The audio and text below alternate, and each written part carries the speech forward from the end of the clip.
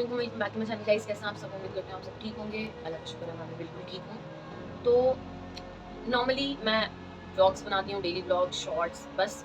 लेकिन यहाँ पे आज मैं बात करने वाली हूँ रिसेंट रेप केस, कोलकाता के रेप केस के बारे में, जिसके बारे में मोस्ट ऑफ द लोगों को पता ही होगा। बाकी जिनको नहीं पता है उनके लिए ये काम की वीडियो होगी कि थोड़ा बहुत जितना मेरे को पता है मैं उतना आप लोगों से शेयर करना चाहती हूँ कि मेरे को इस केस के बारे में जो भी चीज़ें पता हैं, ठीक है। तो मैंने कभी कोई केस डिस्कस नहीं किया ऐसे, लेकिन यहाँ पे मेरे को लगा कि मेरे को ये केस डिस्कस करना चाहिए। क्यों? क्योंकि ये एक डॉक्टर का रेप केस नहीं है, ये एक वुमेन की का रेप केस है, एक लड़की का है। और इसके बारे में सिर्फ मुझे ही नहीं, इसके बारे में हर एक इंडियन लड़की को, एक औरत को बात करनी चाहिए, हर एक वुमेन को। क्योंकि ये केस सिर्फ एक डॉक्टर का नहीं है, ये केस एक लड़की का है जिसके साथ बहुत गलत किया लोगों ने, बहुत ज्यादा। जिसके बारे में आप ध्यान से देखोगे ना, उसकी फोटोज देखोगे और उसकी न्यूज़ देखोगे अगर आप ध्यान से, तो आप लिटरली आपको गूज़बम्स आने लगेंगे कि यार इतना कोई कैसे कर सकता है किसी के साथ। मुझे नहीं पता उसके पीछे का रीज़न क्या है, पॉलिटिक्स है या जो भी है, लेकिन बहुत गलत किया उसके साथ। Being a women, being a girl, ये चीज़ बहुत ज़्यादा दिल दहला देने वाली है कि कोई किसी के साथ कैसे कर सकता है ऐसा। आई नो वेरी वेल कि मैं बहुत बड़ी यूट्यूबर नहीं हूँ, बहुत बड़ी इन्फ्लुएंसर नहीं हूँ, मेरी वीडियोस ज़्यादा लोग देखेंगे नहीं। बट हाँ, मैं आप लोगों से इतना रिक्वेस्ट करूँगी कि जितने लोग मेरी वीडियोस देखें उसको, वो ज़्यादा से ज़्यादा इस चीज़ को शेयर करें, ताकि हर किसी को पता चल सके कि एक्चुअल में हुआ क्या था। या और लोगों को कुछ इस केस के बारे में पता है तो वो मेरे को कमेंट करके बता सकता है। मैं जितना हो सकता है मैं आपको उतना बताने की कोशिश करूँगी इस केस के बारे में, बिकॉज हर कोई जानता है this case was very brutal. And when I was seeing the articles of this case, I was just like कि ऐसे कोई कैसे कर सकता है किसी के साथ, किसी लड़की के साथ। मतलब आपके अंदर की जो ज़मीर होती है वो कैसे गवारा कर सकती है इस चीज़ के लिए कि आप किसी के साथ इतना बुरा करो, इतना बुरा। लिटरली मैं जब इस केस पे वीडियोज़ देख रही थी, न्यूज़ देख रही थी, जब मैंने ऐसी पिक्चर्स देखी, तो मैं लिटरली, मेरे को गूज़बम्स आ रहे थे कि यार ऐसा कैसे कोई कर सकता है। बहुत ज़्यादा डिस्टर्बिंग फ़ोटोज़ थी डॉक्टर की। बट हम शुरू करते हैं वीडियो, ठीक है? तो सबसे पहले जिनके साथ ये ब्रूटली मर्डर और रेप हुआ है उनका नाम मौमिता देवनाथ था, और उस दिन उनकी 36 आवर्स की शिफ्ट थी। तो एक नॉर्मल इंसान के लिए 36 आवर्स की शिफ्ट काम करना बहुत बड़ी बात है, बहुत हार्ड वर्क है। नॉर्मली किसी इंसान के लिए 36 आवर्स बात करना बहुत बड़ी बात है। लोग 9 टू 5 की जॉब में थक जाते हैं, तो 36 आवर्स बहुत मायने रखता है, राइट? तो लास्ट 8 ऑफ अगस्त को उनके फादर से बात हुई कॉल पे। उन्होंने अपने फादर से रात के 11 बजे बात करी कि हाँ जी, मैं हॉस्पिटल पहुँच गई हूँ, मैं अब आपसे बाद में बात करती हूँ। क्योंकि नॉर्मली शिफ्ट स्टार्ट होने वाली थी, ये शिफ्ट स्टार्ट हुई। उन्होंने फिर अपना काम शुरू किया। आई डोंट नो जो भी था वो उन्होंने काम किया। उसके बाद वो 3 बजे के आसपास वो थक गई। नॉर्मली कोई भी इंसान होगा वो थक जाएगा।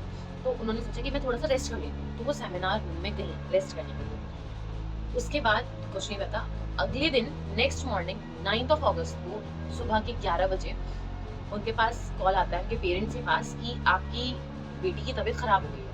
अब अचानक से उनके पेरेंट्स के पास ऐसा कॉल आया, तो कोई भी पेरेंट होगा तो वो थोड़ा सा वो हो जाएगा कि आपने गलत कॉल कर दिया शायद, हमारी बेटी रात तक तो बिल्कुल ठीक। इतना ही बोल के जो सामने वाला इंसान था उसने कॉल वहीं पे कट कर दी।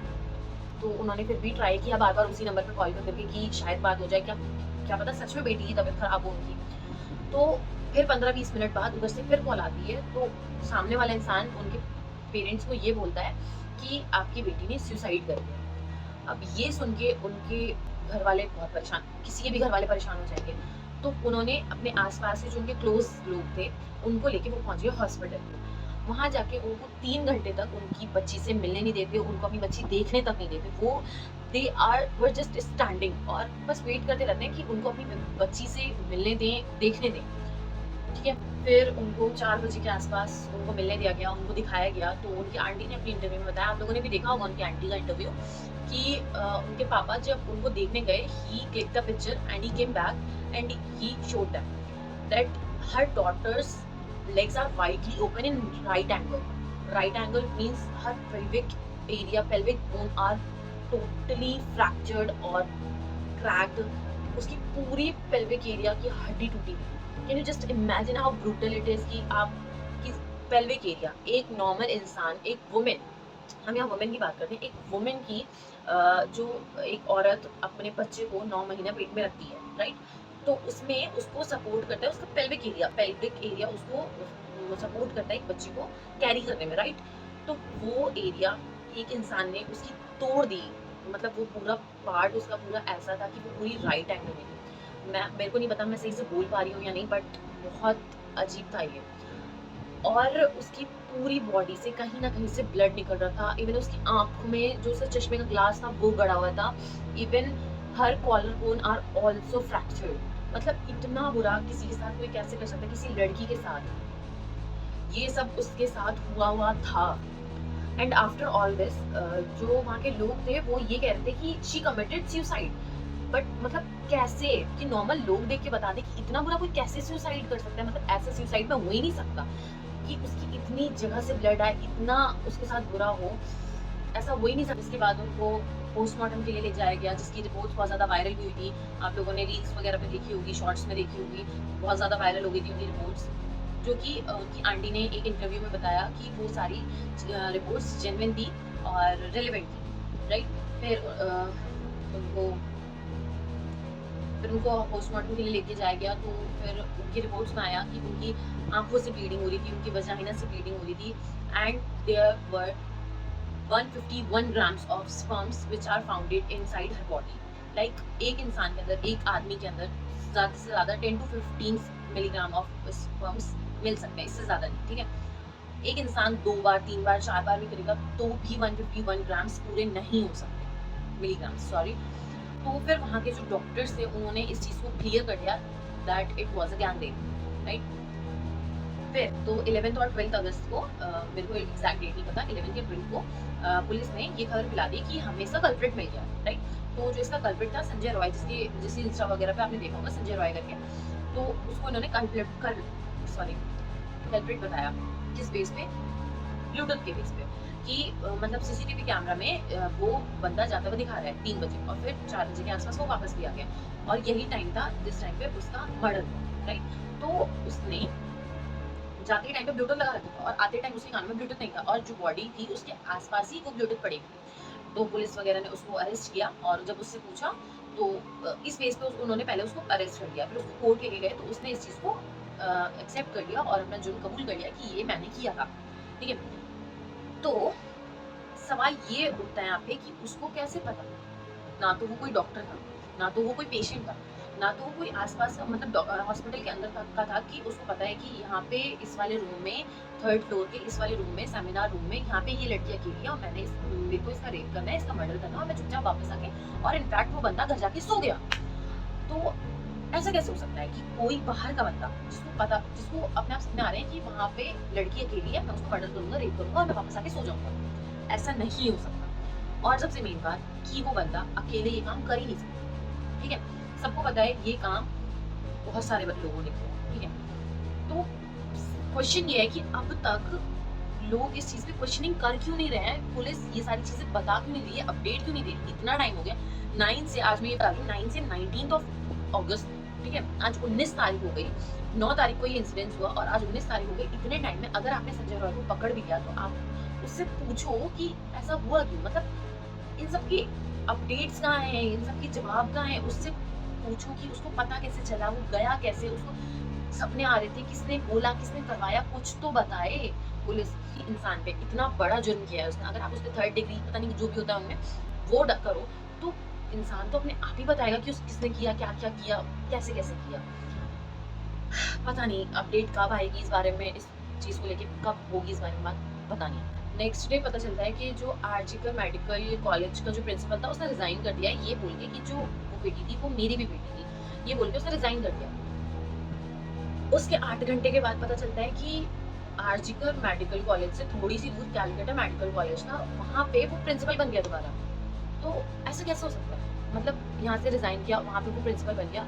वहाँ के स्टूडेंट्स बिल्कुल भी नहीं चाहते थे कि वो यहाँ का प्रिंसिपल बने, उन्होंने खूब प्रोटेस्ट किए इस चीज़ को लेके कि ये प्रिंसिपल नहीं बनना चाहिए, कोई फायदा नहीं हुआ। फिर 13-14 के आसपास आरजीकर मेडिकल कॉलेज में जिस सेमिनार रूम में ये हुआ था, 3rd फ्लोर के जिस सेमिनार रूम में ये हुआ था, उसके जस्ट साइड वाला रूम में रेनोवेशन के नाम से तोड़ताड़ शुरू कर दी, ये बोल के कि डॉक्टर्स के लिए अवेलेबल नहीं थे रूम्स और इसकी वजह से उनके लिए उनको रेनोवेशन कराना था। अब ये सब देख के पब्लिक भड़क गई, वहाँ के जो लोग थे किसी को भी गुस्सा आएगा तो वो काम तो रुक गया वहीं पे, ठीक है। तो फिर लोगों ने प्रोटेस्ट आगे बढ़ाए, प्रोटेस्ट में लोग जुड़ने लगे और ज़्यादा जुड़ने लगे, बहुत लोग जुड़ गए प्रोटेस्ट में।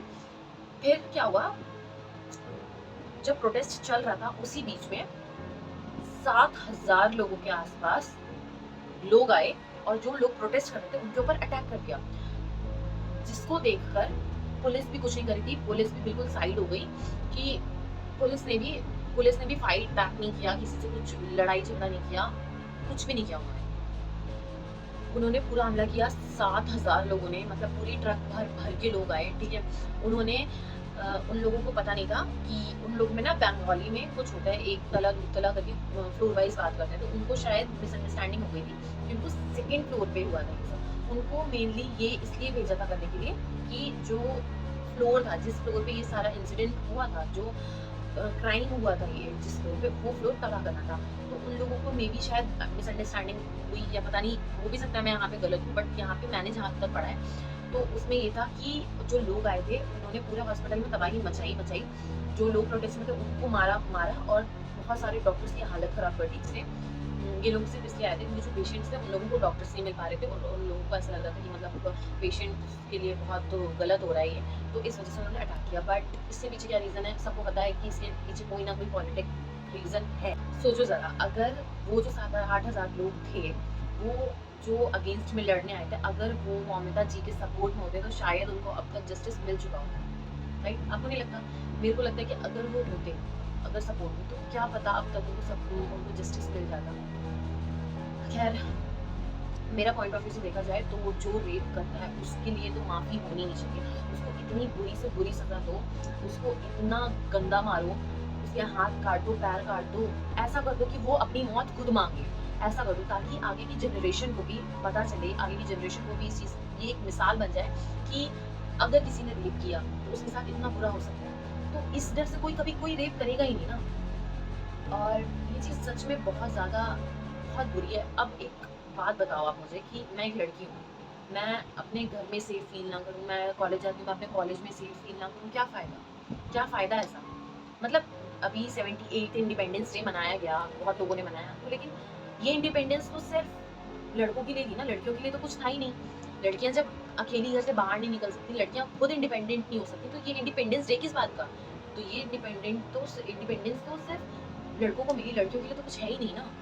आप सच में इस बात पे गौर करो कि लड़कियां तो इंडिपेंडेंट रही नहीं, है ही नहीं इंडिपेंडेंट। लड़कियों के लिए, सीरियसली लड़कियों के लिए इंडिपेंडेंस डे सिर्फ ये चूड़ी पहनने के लिए, सीरियसली ये चूड़ी पहनना ही लड़कियों के लिए इंडिपेंडेंस डे है। बाकी रियलिटी में कोई लड़की कहीं पे भी सेफ है ही नहीं। जो चीज़ इंडिया की बहुत ही ज़्यादा बुरी है और बहुत, इसमें हम क्या कर सकते हैं? तो देखो, इंडिया में ये बात तो इंडिया के बाहर भी जा चुकी है इस केस के बारे में, और बहुत सारे लोग इंडिया में भी बहुत कहीं दूर दूर से ये देख रहे होंगे, और हम लोग प्रोटेस्ट ज्वाइन नहीं कर सकते। इवन मैं भी दिल्ली से हूँ, मैं भी ये प्रोटेस्ट ज्वाइन नहीं कर सकती जाके, बट हाँ, हम लोग ये कर सकते हैं कि हम पोस्ट्स के थ्रू, रील्स के थ्रू, स्टोरीज के थ्रू इसके बारे में बात करते रहें, जस्टिस के लिए बोलते रहें, ममता देवनाथ के लिए, ताकि हमारे सिस्टम में चेंज नहीं आएगा इस चीज़ का, हम सबको बहुत अच्छे से पता है, लेकिन एटलीस्ट शायद हमारे ये सब करने से ममता देवनाथ को जस्टिस मिल जाए, जो कि यार बहुत बड़ी बात है अगर उसको मिल गई जस्टिस, क्योंकि हमारे इंडिया में इस हमारे जैसा सिस्टम है उसमें बहुत मुश्किल है इस चीज़ का की उम्मीद भी रखना। लेकिन being a women, being a girl, हम यही एक्सपेक्ट करेंगे कि अगर ऐसा किसी के साथ, पहली बात तो ऐसा कभी किसी के साथ हो ना, लेकिन अगर किसी के साथ हो रहा है तो उसको एटलीस्ट जस्टिस तो मिले। तो आप लोगों से यही रिक्वेस्ट करूँगी कि आप इस बारे में पोस्ट के थ्रू, स्टोरीज के थ्रू अपने फ्रेंड्स, फैमिलीज में बात करते रहें, ताकि ये केस तब तक बंद ना हो जब तक ममता देवनाथ को जस्टिस ना मिले। सीरियसली मैं ये वीडियो बनाते बनाते 3-4 बार पानी पी चुकी हूँ, क्योंकि मेरे से ये सारी चीज़ें बोली भी नहीं जाती यार। गलत तो बहुत हुआ उसके साथ, सीरियसली बहुत गलत किया। उसके साथ क्या, आए दिन daily registered rape cases India के 80 to 90 अबव केसेस रहते हैं जो रजिस्टर्ड होते हैं। रजिस्टर के अलावा कितने केसेस होते होंगे ऐसे जो डेली बेसिस पे होते हैं। तो यार चेंज तो लाना चाहिए, मतलब ऐसे तो नहीं चल सकता। बहुत बहुत बड़ी बात है ये।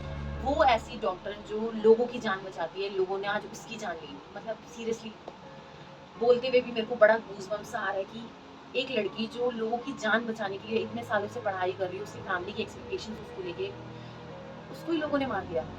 अभी एक और केस आया, जो ये कोलकाता वाला केस था, इसमें जो प्रोटेस्ट चल रहा था, तो इसमें नर्स, डॉक्टर सब प्रोटेस्ट कर रही थी, राइट?